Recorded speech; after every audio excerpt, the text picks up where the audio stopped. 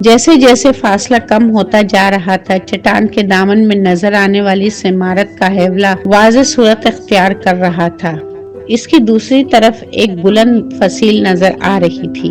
وہ چٹان کے کافی قریب پہنچ چکے تھے۔ سڑک کے ایک طویل موڑ کی وجہ سے وہ چٹان ان کے اور عمارت کے درمیان حائل ہو گئی۔ اب تو شاید تمہیں میری بات کا یقین آ گیا ہوگا، پروفیسر وقار راجہ کی طرف دیکھتے ہوئے بولا۔ کس بات کا یقین؟ راجہ نے سوالیہ نگاہوں سے اس کی طرف دیکھا۔ میں اس عمارت کی بات کر رہا ہوں جو اب چٹان کے پیچھے چھپ چکی ہے، پروفیسر وقار نے جواب دیا۔ تم یقیناً کسی فریب نظر کا شکار ہو۔ راجہ نے اسے گھورا۔ یہاں دور دور تک عمارت تو کیا مجھے کسی کھنڈر کے نشان بھی نظر نہیں آ رہے۔ تمہارا دماغ تو خراب نہیں ہو گیا ہے؟ اس مرتبہ پروفیسر وقار نے اسے گھورا۔ میرا خیال ہے تمہارے دماغ پر گرمی کا اثر ہو چکا ہے۔ مجھے اندیشہ ہے کہ تم وہ دیکھو، پروفیسر وقار اس کی بات کاٹ کر ہاتھ کے اشارہ کرتے ہوئے چیخا۔ جیپ اس دوران دوبارہ دوسری طرف پہنچ چکی تھی اور وہ عمارت اب دوبارہ دکھائی دینے لگی تھی۔ اب بھی کہو گی کہ میرے دماغ پر گرمی کا اثر ہو رہا ہے اور یہاں کسی عمارت کا کوئی وجود نہیں ہے؟ میں سچ کہہ رہا ہوں وقار، یہاں کوئی عمارت مجھے نظر نہیں آ رہی، راجہ نے سنجیدگی سے کہا۔ کیا واقعی سچ کہہ رہے ہو؟ پروفیسر وقار مڑ کر عجیب نگاہوں سے اس کی طرف دیکھنے لگا۔ مجھے جھوٹ بولنے کی ضرورت نہیں۔ اگر تمہیں میری نیت پر شبہ ہے تو ڈرائیور سے پوچھ لو، لیکن خدشہ ہے کہ اس طرح وہ بھی تمہاری ذہنی تندرستی پر شبہ کرنے لگے گا، راجہ نے کہا۔ عجیب بات ہے، پروفیسر وقار بڑبڑاتا ہوا دوسری طرف دیکھنے لگا۔ جیپ چٹان کی دوسری طرف پہنچ چکی تھی۔ بھرے بھرے پتھروں پر مشتمل سفید رنگ کی یہ چٹان دھوپ میں آئینے کی طرح چمک رہی تھی۔ ان سفید پتھروں ہی کی وجہ سے اسے سفید چٹان کا نام دیا گیا تھا۔ اس کے دامن میں ایک طرف وہ کھنڈرات تھے جن کی کشش پروفیسر وقار کو اس ویرانے میں کھینچ لائی تھی۔ ان کھنڈرات سے ذرا آگے ایک بہت بڑا ٹیلہ تھا جس کا ایک حصہ چٹان ہی سے ملا ہوا تھا۔ اس ٹیلے کے دوسری طرف حویلی نما وہ عمارت تھی جو اب تک صرف پروفیسر وقار ہی کو نظر آ سکی تھی۔ کھنڈرات سے تقریباً 50 گز کے فاصلے پر وقار نے جیپ رکوا لی اور نیچے اتر آیا۔ اس کے چند ہی منٹ بعد ٹرک بھی وہاں پہنچ گیا۔ پروفیسر وقار کے خیال میں کیمپ لگانے کے لیے جگہ بہت مناسب تھی۔ اس نے راجہ کی طرف دیکھا جو جیپ سے ٹیک لگائے کھڑا حیرت زدہ نگاہوں سے چاروں طرف دیکھ رہا تھا۔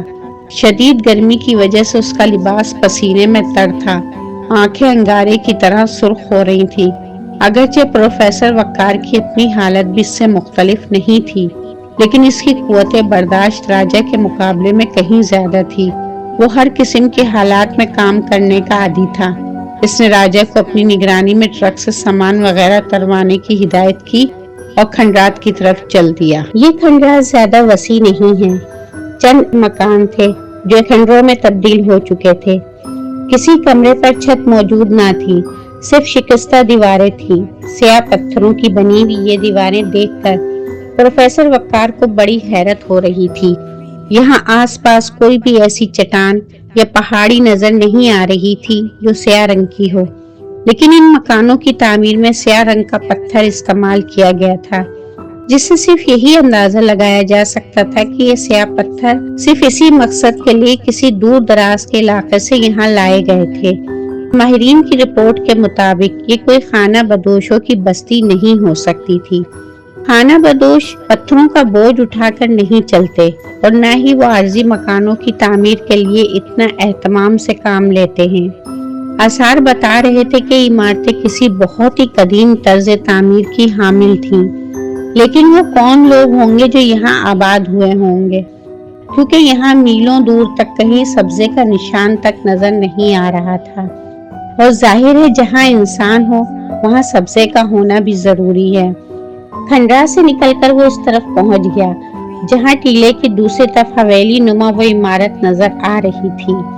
اس عمارت کا ایک حصہ چینی طرز تعمیر کا حامل نظر آ رہا تھا اور اسٹوپا نما وہ مینار اس کا ثبوت تھا، لیکن اسے حیرت تھی کہ یہ لمبی چوڑی عمارت اس کے علاوہ کسی اور کو نظر کیوں نہیں آ رہی۔ مزدوروں یا جیپ کے ڈرائیور سے ابھی تک اس نے اس عمارت کے بارے میں کوئی بات نہیں کی تھی۔ اور راجا نے ہر مرتبہ اس انداز میں جواب دیا تھا جیسے اسے اس کی دماغی صحت پر شبہ ہو رہا ہو۔ لیکن اسے ماہرین کی رپورٹ اور نقشوں کا خیال آ گیا جن میں اس عمارت کا کوئی تذکرہ نہیں تھا۔ وہ شدید الجھن میں مبتلا تھا کہ جو چیز اسے روز روشن کی طرح بالکل صاف اور واضح نظر آ رہی تھی، دوسرے اسے کیوں نہیں دیکھ سکتے تھے؟ کہیں یہ واقعی اس کا فریب نظر تو نہیں تھا؟ یہی سوچتا ہوا پروفیسر وقار واپس چل دیا۔ ٹرک سے سامان اتارا جا چکا تھا اور پسینے میں شرابور مزدور اب چھولداریاں لگانے کی تیاریاں کر رہے تھے۔ ان سے کچھ فاصلے بڑی سی چھتری کے نیچے راجا بیٹھا انہیں مختلف قسم کی ہدایات دے رہا تھا۔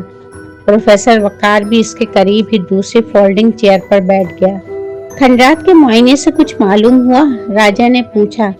فی الحال صرف اتنا کہہ سکتا ہوں کہ ماہرین کی رپورٹ مشکوک ہے، پروفیسر وقار نے جواب دیا۔ وہ کیسے؟ راجا نے دلچسپی لیتے ہوئے کہا۔ ماہرین کی رپورٹ کے مطابق یہ کھنڈرات خانہ بدوشوں کی کسی بستی کے باقیات ہیں، لیکن میں سمجھتا ہوں کہ ایسا نہیں ہے۔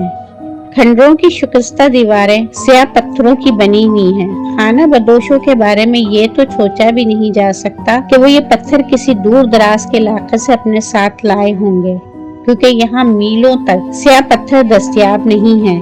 یہ کھنڈرات دیکھ کر سب سے پہلے تو میں اس نتیجے پر پہنچا ہوں کہ ان عمارتوں کی تعمیر کے لیے پتھر بطور خاص لائے گئے ہیں، اور وہ جو بھی لوگ تھے وہ یہاں مستقل رہائش کا ارادہ رکھتے تھے، جبکہ خانہ بدوشوں میں یہ صفت نہیں پائی جاتی۔ میرا خیال ہے تم ٹھیک ہی کہتے ہو وقار۔